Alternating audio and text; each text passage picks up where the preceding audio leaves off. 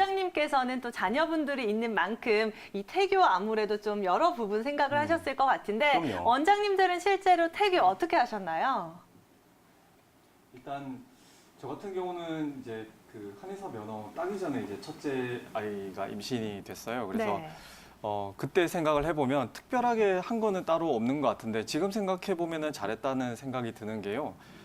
주로 이제 아내하고 같이 있는 시간을 많이 늘리려고 노력을 했던 것 같아요. 그래서 같이 옆에서 이제 이런저런 얘기들 같이 하고 그다음에 이제 밖에 안 다니고 그러니까 이제 그 임신해 있는 아내는 집에 있으면서 이제 임신한 걸 아는 남편이 바깥에 돌아다니는 그런 모습이 사실은 좀 그림이 되게 안 좋잖아요. 맞아요. 네네. 그래서 집에 좀 가급적 같이 있으면서 얘기를 많이 하려고 했었습니다. 그리고 임신 중반하고 후반 돼서는요, 건강한 식단으로 이제 잘 먹으려고 노력을 하고 또 근처에 여기저기를 같이 놀러 다녔고요. 마지막에 이제 거의 이제 출산에 임박해서는 좀 운동도 같이 하고요. 좀 그 다리의 힘 같은 것들이 떨어지지 않고 이제 신체의 근육량이 유지될 수 있도록 운동을 같이 했어요. 뭐 짧게는 30분, 길게는 1시간 정도 이제 계속 산책을 같이 하고 이렇게 지냈었습니다. 지금 생각해 보면은 그렇게 아내하고 같이 있었던 시간들 동안 아내한테 좀 더 안정감을 주고 그 다음에 태아도 듣고 있겠지만 그런 아빠의 목소리들이 계속 전달된 것들이 뭐 현재 큰 문제 없이 아이가 잘 자라는데 도움이 되지 않나 이렇게 생각을 하고 있습니다. 엄마가 생각하고 보고 듣고 먹는 거 그대로 아이에게 간다라고 하잖아요. 그쵸. 그런 만큼 이런 태교가 아이의 평생 건강을 좌우할 수 있을지 이 부분도 참 궁금한데요. 원장님들 어느 정도 아이에게 영향을 미칠까요? 제 생각에는 일단은 태교는 물론 중요합니다. 아까 말씀하신 대로 이제 아이가 이제 수태가 된 지 한 6개월쯤 지나게 되면은 임신 6개월쯤 지나게 되면 청각 자극을 이제 받아들일 수 있는 이제 환경이 되죠. 청각 신경도 발달이 되고 그렇게 되면 이제 뭐 이런저런 얘기들을 할 때 아이가 듣고 반응을 하고 또 중요한 거는 아빠의 목소리 같은 경우는 중저음이기 때문에 또 이제 훨씬 더 그 아이의 청각 세포에 더 많이 이제 자극을 잘 준다고 합니다. 그래서 네. 뇌 발달이나 이런 부분에 분명히 이제 좋은 효과가 있겠죠. 근데 이제 중요한 거는 아이가 그 이제 뱃속에 있을 때 물론 중요하지만 사실 낳고 나서는 제 생각에 훨씬 더 중요한 것 같거든요. 이제 아이가 태교에만 오히려 이제 막 치중을 해서 나머지들을 되게 좀 힘들게 그렇게 하는 경우들이 있는데 그렇게 하기보다는 아이 놓고 나서도 이제 훨씬 더 중요하니까 일단 그 부분에 대해서도 많이 준비를 하시고요.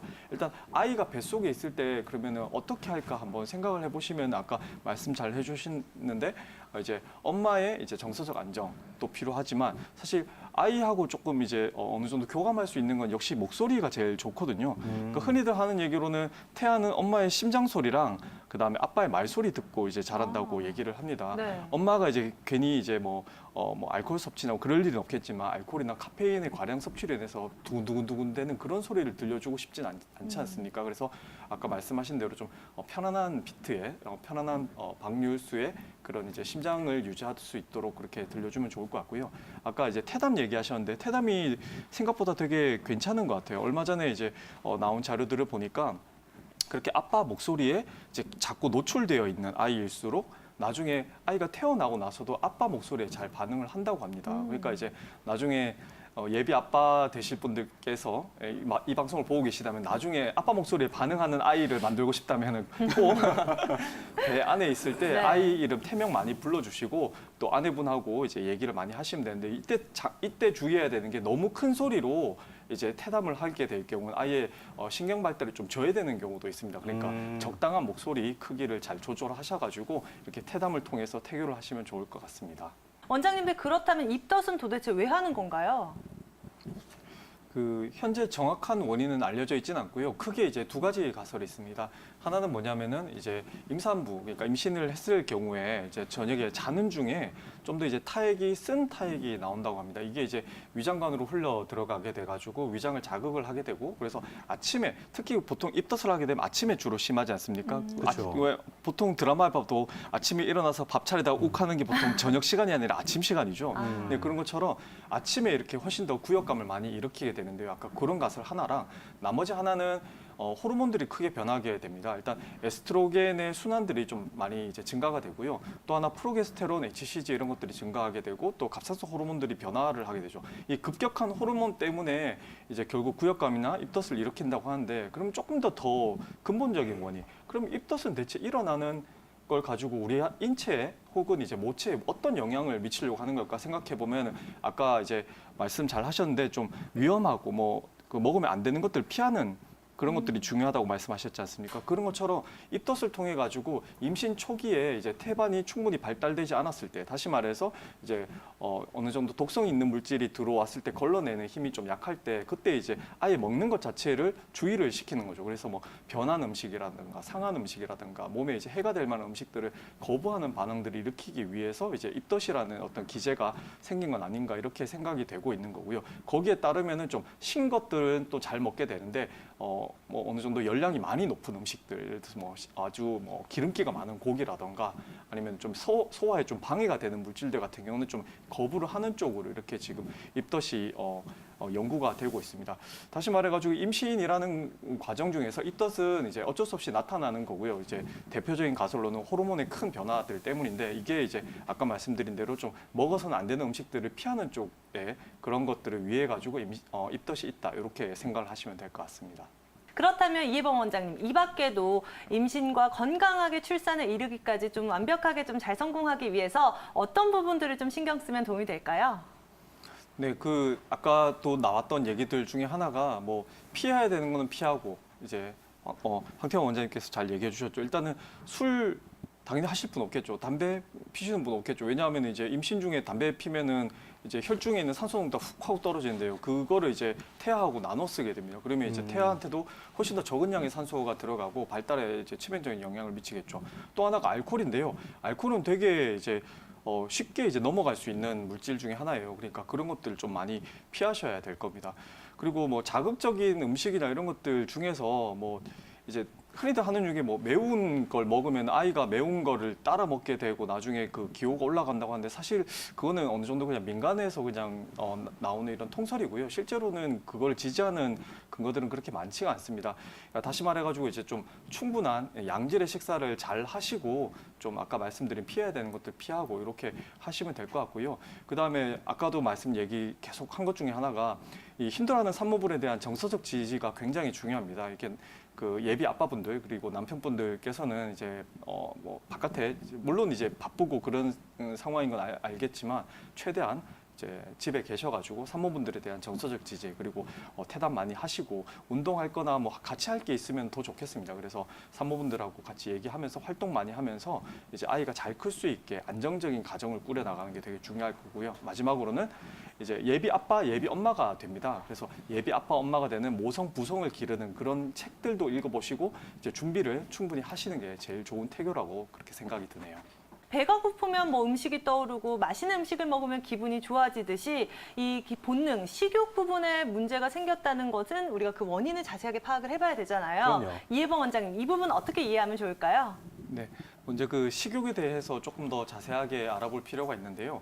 이 식욕은 우리가 섭식 중추, 좀 더 음식을 먹게 만드는 중추와 그와 반대로 이제 좀 시기를 조금 더 멀리 하게 되는 이제 포만 중추 이 두 가지가 균형을 이루어서 우리가 식사를 더 하거나 더 중지하거나 이렇게 진행을 하게 됩니다. 일반적으로 알려져 있는 이제 섭식 중추에는 그렐린이라는 호르몬이 이제 있는데요. 이것은 위에서 분비되는 호르몬입니다. 이것들이 이제 막 열심히 분비가 되면 이제 막 먹고 싶은 욕구들이 생기고요. 그다음에 포만 중추가 이제 작동을 하면은 이제 숟가락을 놓게 되죠. 우리가 흔히들 얘기하는 말로 이제 뭐 배꼽시계라는 얘기가 있는데요. 우리가 규칙적인 시간에 맞춰 가지고 식사를 하게 될 경우에는 이 그렐린도 이제 식사 시간이 되면은 굉장히 높은 농도를 유지를 하게 됩니다. 그래서 이제 막 먹게 되는 거죠. 먹고 이제 배가 빡빡빡빡 차가지고 이제 배가 부르게 되면은 이제 이 그렐린 이 농도가 이제 떨어져 있어요. 그러면서 이제 포만 중추가 작동을 해서 자 이제 숟가락 놓고 이렇게 되는 거죠. 중요한 거는 이 상황에서 이제 막 너무 빨리 먹게 되잖아요. 그러면은 이제 우리가 이제 포만 중추가 종착하기 이전까지 너무 많은 양을 섭취를 하게 되는 거죠. 그래서 이제 이렇게 식욕을 조절하는 데 있어가지고 당연히 이제 섭식 중추, 포만 중추도 있지만 식욕의 속도, 그러니까 식사하는 속도도 되게 중요합니다. 그래서 좀 천천히 꼭꼭 씹어가지고 많이 드시면 사실 그렇게 폭식하거나 많이 드실 일 없겠죠. 또 하나가 이렇게 이제 그 섭식 중추, 특히 이제 뭘 먹도록 하는 쪽에 이제 문제가 생겨가지고 이 섭식 중추가 좀 기능이 저하되는 경우들이 있죠. 이렇게 저하가 되면은 그게 바로 이제 아까 좀 전에 얘기가 나왔던 식욕 부진에 해당하는 증상이라고 보시면 됩니다. 그렇군요. 그런데 또 이렇게 지내다 보면 몸이 안 좋을 경우에는 이렇게 먹는 것도 굉장히 싫어지고 그냥 입맛이 뚝 쉬고만 떨어지죠. 그렇죠. 네. 쉬고만 싶을 때가 있는데 이렇게 질환에 의해서 이렇게 식욕부진이 나타날 수도 있는 건가요? 네, 그렇습니다. 그 이제 흔히들 하는 말로 우리가 뭐 소화불량 걸리고 하면 입맛이 뚝 떨어지잖아요. 그렇죠. 그거하고 마찬가지로 이제 뭐 정서적 자극, 예를 들어 가지고 오늘 굉장히 높은 분한테서 되게 심한 얘기를 듣고 뭐 되게 반항할 수 없을 정도로 굉장히 뭐 코너에 몰렸다. 그러면 입맛이 뚝 떨어지게 됩니다. 이런 것처럼 굉장히 원인이 되는 것들이 많이 있죠. 제일 대표적인 거는 당연히 이제 위질환, 장질환입니다. 위장계 질환 쪽으로 문제가 있으면 일단 식욕이 떨어지는 것들은 당연하고요. 근데 그 외에도 또 문제가 되는 경우들이 많습니다. 특히 간담독의 질환 같은 경우에는 간에 이상이 있으면 보통 황달이 온다고 하지 않습니까? 이 황달 오기 이전에 식욕이 먼저 떨어지는 증상이 있어요. 그러니까 이게 식욕이 떨어지는 게 그렇게 뭐 가볍게 생각할 문제는 아니라는 거죠. 또 하나가 췌장 질환도 있고요. 또 제일 대표적으로는 이제 이 갑상선 호르몬을 포함한 내분비계 질환에서도 문제가 생겼을 경우에는 또 식욕이 또 떨어지게 됩니다. 그리고 이제 감기 같은 거 세게 걸리고 하면은 그냥 나 죽이나 먹을래 아니면 먹고 싶지 않아 이런 얘기들 많이 하죠. 이런 것처럼 호흡기 질환, 특히 콧물 나오고 이제 콧물들이 이제 코 뒤로 넘어가게 되면은 당연히 이제 배 쪽도 그렇게 건강하지 않고 오히려 불편감이 많습니다. 그리고 아까 좀 전에 말씀드린 스트레스 같은 것들이 심해서 어떤 이제 정신적으로 이제 조금 건강이 약간 약해져 있을 경우에는 식욕이 마찬가지로 떨어지게 되고 아까 말씀드린 이제 악성 종양, 그러니까 암이나 이런 것들이 있으면은 그 역시도 식욕 저하의 원인이 되기도 합니다. 또 한약에서는 어떤 점들을 주의 깊게 바라보고 있나요? 네, 그 아까 황태영 원장님께서 이제 어린이 소아에 대한 부분에 대해 가지고 이제 어떻게 증상을 나누고 치료를 하는지에 대해서 잘 얘기를 해주셨는데요. 조금 성인에 대해서도 조금 한번 생각을 해볼 필요가 있어가지고 좀 준비를 했는데요. 일단은 감염성 질환, 아까 이제 뭐 코감기라든가 감기 같은 것들이 걸리면 이제 역시 마찬가지로 식욕 부진에 노출이 됩니다. 당연히 이제 호흡기 쪽으로 얼른 이제 몸을 낫게 하기 위해 가지고 이제 기운들이 몰리게 되면은 당연히 그쪽으로 해서 조금 더뎌질 필요가 있겠죠. 그다음 또 하나가 이제 차가운 기운 때문에 생기는 경우들이 있어요. 만져보면 이제 손발도 차고 심지어 배를 눌렀는데 위장관이 지나가는 부위마저도 이제 차가운 부분들이 있어요. 그럴 때는 이제 차가운 기운이 뭉쳐가지고 이제 오히려 식욕을 떨어뜨리는 부분이 있습니다. 그리고 마지막으로는 신체 기능 저하가 있습니다. 이제 신체 기능 저하라는 거는 이제 몸 여기저기 아프면서 정신적으로도 피폐해지고 사지도 그냥 온몸에 힘이 빠져나간 것처럼 노곤하고 차갑고 거의 보면 이제 병색이 완연한 경우라고 생각을 하시면 되죠. 그러니까 이럴 경우에도 이제 역시 내분비 기능에 이상도 있고 식욕도 떨어지고 굉장히 이제 사람이 많이 처져 있게 되죠. 보통 이럴 경우에는 이제 우리 이제 뭐 침뜸 치료를 포함해가지고 보양 치료를 통해가지고 식욕 증진을 하면서 몸 전체를 좀 보호하고 크게 보호하는 치료를 하게 됩니다. 이외에 나머지 부분들 같은 경우는 사실 황태영 원장님이 잘 얘기를 해주셨고요. 저는 이제 거기에 빠진 한 3가지 정도 호흡기, 그다음에 차가운 기운, 그다음에 신체 기능 저하에 따른 식욕 저하에 대해서 말씀드렸습니다. 한약 치료가 주는 장점들, 효과 또 어떤 것들이 있을까요? 네, 한약 우리가 이제 생각해 보면 몸을 되게 튼튼하게 만들고 보양해주고 굉장히 좋은 치료지 않습니까? 당연히 이거에 대해서 어떻게 이것들이 작용하는지 되게 궁금하실 거예요. 그래서 이제 최근 연구들을 한번 쭉 모아봤습니다. 그랬더니 이제 지금 우리가 쓰는 이런 일반적인 한약, 그 한의사들이 일반적으로 많이 처방하는 한약들 같은 경우에는 이제 식욕 증가와 관련된 아까 말씀드린 그렐린이라는 호르몬과 굉장히 밀접한 연관이 있는 것을 밝혀냈는데요.